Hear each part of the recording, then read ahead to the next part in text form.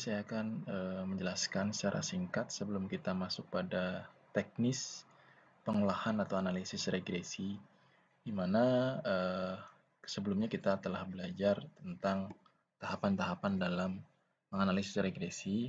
Nah, kali ini saya akan menjelaskan tentang model regresi sampel dan populasi. Jadi, untuk model regresi populasi di sini, hubungan antara X dan Y belum diketahui, sehingga kita perlu mendapatkan hipotesis penelitian yang akan dibuktikan dengan regresi sampel. Pada prinsipnya dari notasi ini sama ya, hanya perbedaan pada beta topi, beta 0 topi, beta 1 topi, dan epsilon topi. Apa sih implikasi dari kedua penggunaan regresi ini, regresi sampel dan populasi? Jadi kalau dilihat dari gambar 1, ini merupakan contoh regresi populasi, di mana sumbu Y ini merupakan variabel nilai dari variabel dependent atau terikat atau variabel respon, dan X itu sebagai variabel independen atau variabel bebas. Nah, yang lingkaran-lingkaran ini merupakan nilai observasi. Ya, jadi kalau persamaan garis regresi linear ini adalah yang merah ini, pada teorinya adalah regresi akan semakin fit jika dia mendekati garis linearnya. Tapi di dunia ini tidak ada yang sempurna, sehingga pasti ada errornya. Nah, simpangan dari garis linear yang warna merah ini ke titik-titik observasi inilah yang kemudian kita sebut sebagai random errornya, di mana di sini ada rumus perhitungan random errornya dari beta 0 plus beta 1 kali XI. Sedangkan kalau kita lihat pada gambar 2, bisa dilihat ya, jadi kalau sebelumnya garisnya seperti ini, karena seluruh populasi digunakan dalam analisis regresi ini, sementara yang ini hanya sampel. Jadi kalau sebelumnya ini garisnya seperti ini, ada satu sampel yang tidak diobservasi. Nah, ini yang membedakan antara sampel dengan populasi tadi. Nah, dalam proses perhitungannya sebetulnya ada dua metode ya. Jadi metode diagram pencar dan metode kuadrat terkecil. Ada kelebihan dan ada kekurangannya sebetulnya. Kalau metode diagram pencar ini merupakan metode perkiraan berdasarkan data penelitian yang digambarkan dalam sumbu mendatar, absis X variabel bebas, dan sumbu tegak, ordinat, atau variabel terikat. Jadi dengan diagram pencar ini secara cepat kita bisa melihat apakah model itu fit atau tidak secara visual ya. Walaupun kita harus tetap mencari nilai dari errornya tadi. Kemudian jika letak titik-titik dalam diagram pencar sekitar garis lurus, maka dapat diperkirakan persamaan yang dibentuk oleh X dan Y adalah linear. Jadi seperti yang saya sudah jelaskan tadi bahwa semakin model dikatakan fit jika dia semakin mendekati garis linearnya. Kemudian yang ketiga, jika titik-titik itu membentuk garis lain seperti garis lengkung, maka dapat diduga persamaan garis itu bukan linear, bisa polinomial atau bisa eksponensial. Nah, ini adalah contoh diagram pencar ya dari hubungan antara jarak dengan biaya transportasi. Jadi kalau secara visual kita bisa katakan bahwa modelnya cukup fit karena dia hampir sebagian besar titik-titik observasinya mendekati garis linearnya. Nah, ini adalah persamaan garis linearnya dengan R square-nya 0,9158. Jadi pengaruhnya cukup kuat ya antara jarak dengan kenaikan biaya transportasi. Nah, bagaimana kalau misalkan garisnya tidak membentuk garis lurus seperti ini? Jadi sangat disarankan model regresinya tidak menggunakan model regresi linear. Bisa jadi grafiknya lengkung atau bisa sinusoidal. Nah, ini sangat disarankan tidak menggunakan model regresi linear. Baik, kita langsung latihan soal saja, di mana nanti di latihan soal juga ada tahapan analisis dalam regresi. Ada contoh soal di mana Excel datanya sudah saya upload di dalam emas. Ini contoh soalnya, yaitu seorang mahasiswa peserta kuliah lapang 1 melakukan pengukuran pada 75 titik mata air panas di sumur-sumur penduduk yang tersebar di 3 permukiman di desa Zaman. Tujuan pengeluaran tersebut ingin membuktikan apakah kadar oksigen terlarut dalam atau DO dalam air tersebut mempengaruhi suhu air di sumur-sumur tersebut. Nah, berdasarkan pada data sheet 1 yang saya sudah share juga, buatlah analisis pembahasan dan kesimpulan yang mampu menjawab beberapa pertanyaan berikut.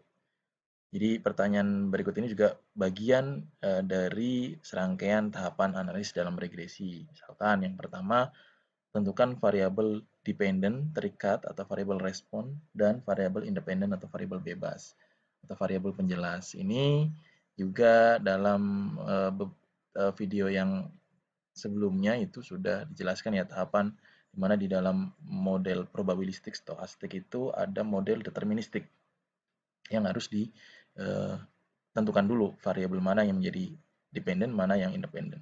Lalu kemudian bagaimana hubungan variabel terikat terhadap masing-masing variabel bebasnya. Kemudian rumuskan hipotesis dan tentukan risiko kesalahan dalam pengambilan keputusan. Berapa koefisien korelasi dan koefisien determinasi, serta apa narasi atau arti dari angka tersebut. Kemudian berapa koefisien regresi yang didapat dan apa artinya. Kemudian tentukan persamaan regresi. Yang ketujuh, uji persamaan yang didapat apakah persamaan itu bisa digunakan untuk prediksi. Lalu yang terakhir adalah berapa suhu air di sumur seseorang jika kandungan oksigen terlarutnya adalah 4,3 part per million atau ppm. Ini bagian dari analisis untuk memprediksi atau mengestimasi. Nah, jika teman-teman sudah belajar diagram pencar, ini adalah salah satu contoh misalkan hubungan antara nilai suhu derajat dengan nilai DO atau kandungan oksigen terlarut. Misalkan ada diagram scatter plot. Jika bisa terbentuk garis linear dalam scatter plot, tapi bagaimana dengan data titik-titik yang jauh dari garis tersebut? Berapa simpangannya atau errornya? Bagaimana memastikan keabsahan model linearnya? Nah, ini dibutuhkan uji dengan perhitungan metode kuadrat terkecil. Jadi teman-teman sudah belajar di kuant teori tentang penghitungan metode kuadrat terkecil, nanti bisa diaplikasikan. Nah, ini tahapan menjawab. Yang pertama adalah tentukan variabel dependen, terikat, dan variabel independen bebasnya. Dalam hal ini, variabel terikatnya adalah suhu, variabel bebasnya adalah kadar oksigen terlarut atau DO. Yang kedua adalah bagaimana hubungan variabel terikat terhadap variabel bebasnya. Hubungannya nanti bisa dilihat dari korelasi atau koefisien korelasi R-nya atau multiple R, karena datanya berupa data interval dengan data rasio, maka kita menggunakan persen product moment. Semua regresi linear mensyaratkan penggunaan data dengan tipe interval atau rasio atau dalam SPSS kita sebut sebagai scale. Nah, ini rumus-rumus untuk menghitung koefisien korelasi dan koefisien determinasi. Namun pada kali ini kita nanti coba dengan dua metode menggunakan dua software. Yang pertama adalah SPSS, yang kedua adalah Excel. Jadi berapa hubungannya? Oke, kita langsung saja ke data Excel-nya ya. Jadi ini, maaf, ini adalah Y-nya, oksigennya atau DO-nya adalah X-nya. Jadi kita sudah punya dua data atau dua variabel yang masing-masing variabel menjadi variabel terikat dan variabel bebas. Kita langsung saja ke SPSS. Jadi seperti biasa kita masuk ke variabel view, kita buat variabel nama suhu dan oksigen. Nah, tipe datanya adalah numerik, panjang karakternya 8, decimal place-nya 2, dan jangan lupa diedit di dalam measure-nya. Jadi karena tadi sudah saya jelaskan bahwa merupakan data rasio dan interval, kita ganti menjadi scale, kan? Kemudian kita masuk ke data view, kemudian kita kopikan data suhu dan oksigennya, kemudian kopikan ke sini.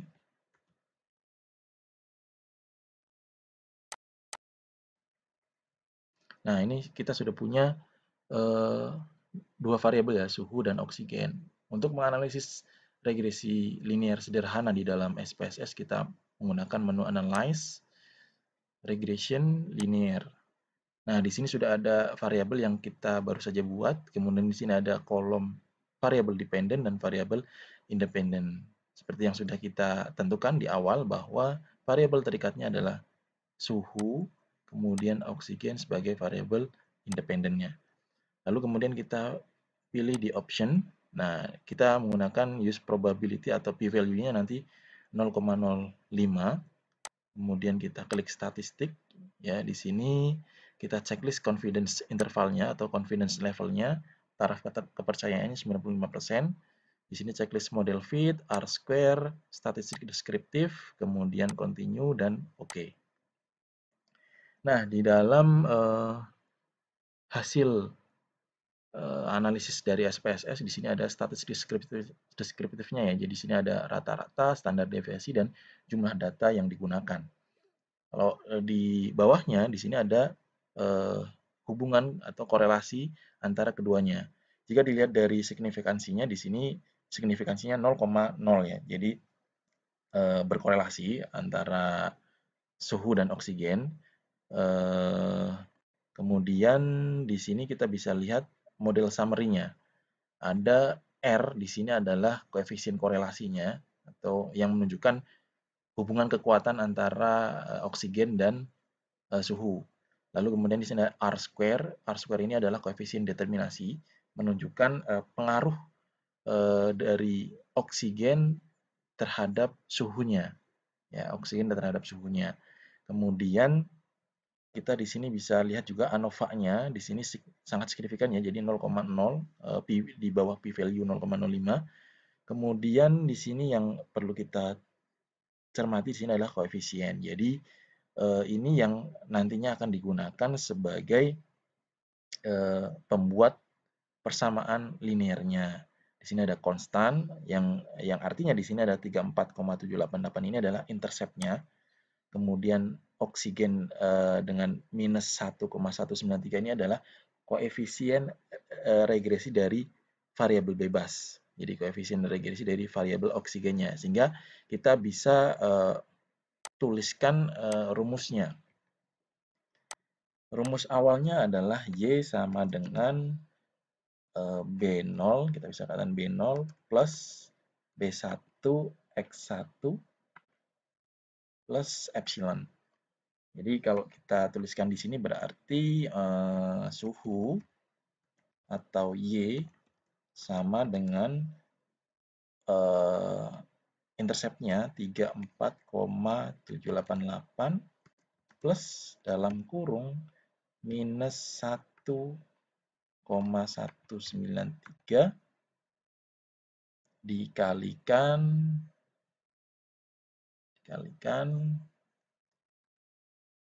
oksigennya, oksigen atau X ya, plus E. Nah, nanti N-nya ini bisa dicari dalam rumus yang lain. Nah, Kemudian kita bisa buat sederhananya menjadi Y sama dengan 34,788 minus 1,193 X. Nah, ini adalah persamaan regresi dari hubungan antara suhu dengan oksigen terlarut.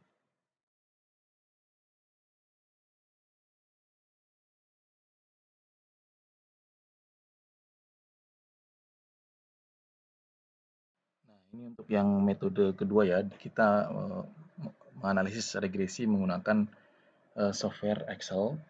Jadi seperti yang sudah saya jelaskan tadi bahwa di sini Y-nya atau variabel terikatnya adalah suhu yang kemungkinan dipengaruhi oleh oksigen terlarut atau kandungan oksigen terlarut DO yang menjadi variabel bebas. Jadi di dalam Excel ini kita menggunakan menu data, ya data, kemudian di sini ada data analysis, kita pilih regression. Nah ini kita pilih di sini ada X range dan Y range. Kita pilih Y range-nya adalah suhu, jadi mulai dari judul kolomnya sampai ke N yang ke-75. Kemudian itu juga sama yang X range-nya, kita pilih dari oksigen, judul oksigen sampai ke N yang ke-75. Kemudian di sini kita checklist labelnya, confidence levelnya 95%. Nah, konstan is zero-nya kita uncheck karena kita ingin mencari intercept atau konstanta regresi dari hasil perhitungannya. Kemudian di sini output range-nya kita bisa buat bisa di halaman yang sama atau di worksheet yang berbeda. Kemudian residualnya kita checklist karena ini nantinya bisa digunakan untuk menguji kuadrat terkecilnya untuk melihat apakah model ini bisa digunakan untuk prediksi dan estimasi atau tidak. Kemudian checklist normal probability, kemudian oke. Nah, ini adalah hasil dari analisis regresi menggunakan Excel ya. Jadi bisa dilihat di sini ada multiple R-nya. Ini yang ini adalah R-nya yang menunjukkan koefisien korelasi antara suhu dan oksigen, di mana nilainya cukup tinggi ya, 0,7. Jadi cukup tinggi hubungan antara suhu dan oksigen. Namun jika dilihat dengan RR square-nya, di sini ada 0,49 atau 49% yang memiliki arti bahwa suhu itu dipengaruhi sebesar 49% oleh kandungan oksigen terlarut atau DO. Nah, lalu yang 51% itu siapa atau siapa yang mempengaruhi kandungan suhunya atau temperatur dari airnya? Nah, 51% ini dipengaruhi oleh variabel lain yang tidak diteliti atau tidak diukur dalam penelitian ini. Nah, kira-kira seperti ini ya. Jadi hasilnya narasinya seperti ini. Nah, kemudian kita bisa lihat di sini ada ANOVA-nya cukup signifikan ya kalau dilihat dari tabel ANOVA-nya di sini 2,19 kali eksponen 10 pangkat minus 12. Jadi hasilnya 0,0 seperti yang di SPSS. Juga sama ya untuk ini ya yang perlu kita cermati juga di sini. Ini saya bold dulu. Nah, ini kita bisa cermati di sini koefisien dari interceptnya 3, sama seperti yang di SPSS juga. Jadi rumusnya juga akan sama. Jadi jika dituliskan tadi misalkan seperti ini ya. Y sama dengan kita tuliskan di sini misalkan. Nah, jika Nanti kalau kita uji dengan menggunakan kuadrat terkecil dia bisa untuk prediksi, maka rumus ini bisa digunakan untuk memprediksi atau mengestimasi. Ya, jadi setelah kita dapatkan ini, lalu kita kemudian kembali lagi ke PPT-nya. Nih ya, jadi kita sudah punya hasil dari rumus. Kalau secara manual seperti ini, kita menggunakan SPSS dan Excel sudah ada semuanya. Hasilnya misalkan R sama dengan minus 0,70. Maka besaran hubungan DO air berbanding terbalik dengan suhu air sumber warga. Besarnya hubungan adalah 0,7. Koefisien determinasi atau koefisien yang menunjukkan pengaruh dari kandungan oksigen terhadap suhu adalah sebesar 49%. Jadi sudah saya jelaskan tadi narasinya. Jadi kadar oksigen dalam air mempengaruhi model besaran suhu air sebesar 49%. Sisanya adalah variabel lain yang tidak masuk dalam model. Nah, lalu kemudian langkah berikutnya adalah merumuskan hipotesis dan tentukan risiko kesalahan dalam pengambilan keputusan. Hipotesisnya misalkan H0 adalah model tidak memenuhi persyaratan linier. Ya, jadi bisa dilihat dari grafiknya secara visual sih sebenarnya tadi, tapi kita harus uji juga. Lalu kemudian level of signifikansinya adalah 95%, taraf kepercayaannya. Kemudian konstruksi keputusan, uji perhitungan H0 sama dengan atau H0 diterima jika F hitung kurang dari F tabel. Atau alternatif F hitung lebih besar atau sama dengan F tabel. Atau jika kita menggunakan p-value, H0 diterima jika p-value-nya lebih besar dari 5%. Atau nilai probability value-nya di H1 diterima jika probability value-nya kurang dari 5% atau kurang dari 0,05. Lalu kemudian uji persamaan yang didapat apakah dapat digunakan untuk prediksi hitung nilai, ini maksudnya adalah B1, maaf, ini B1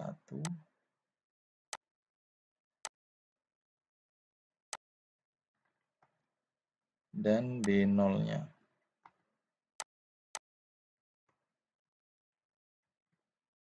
Ya, hitung nilai B1 dan B0-nya. Jadi hasilnya tadi sudah ada, B1 sama dengan minus 1,1926, B0-nya 34,7884. Nah, di sini ini interpretasinya. Jadi nilai suhu air jika oksigen terlarut adalah 0 atau suhu air akan bernilai 34,79 derajat Celcius jika tidak ada oksigen terlarut dalam air di sumur warga. Sementara untuk yang B1, nilai penurunan suhu air jika kadar DO naik satu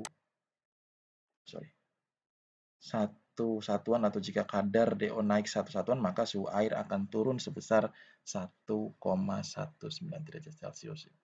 Ini untuk tabel bantunya ya. Jadi menggunakan topi 34,9 kurangi 1,19 variabel bebasnya. Lalu kemudian uji persamaan yang didapat apakah dapat digunakan untuk prediksi hitung nilai kuadrat terkecil. Ini untuk menghitung nilai kuadrat terkecil, teman-teman sudah pernah dapat juga di MathQuant teori ya. Jadi bisa diaplikasikan dengan tabel bantuan ini. Masukkan nilai Y topi dengan memasukkan hasil perhitungan Y dari nilai X setiap datanya. Kurangi Y topi dengan rata-rata Y di sini. Kemudian kurangi Y topi dengan nilai setiap data Y. Nah, kemudian uji persamaan yang didapat, apakah dapat digunakan untuk prediksi atau tidak. Nah, nanti dari ANOVA-nya ya. Jadi dari tabel ANOVA yang sudah diperoleh baik dari SPSS maupun yang Excel-nya. Nah, ini nilai F tabelnya ya kan 3,97. Keputusan H1 diterima, maka F hitung lebih besar atau sama dengan F tabel. Maka model linier atau persamaan model tersebut bisa digunakan untuk melakukan prediksi. Nah, soal prediksi berikutnya adalah berapa suhu air di sumur seorang warga jika kandungan oksigen terlarutnya adalah 4,3 part per million. Tinggal dimasukkan saja rumusnya tadi. T sama dengan 34,79 minus 1,19 kali 4,3. Nah, demikian untuk penjelasan analisis regresi linear sederhana. Terima kasih.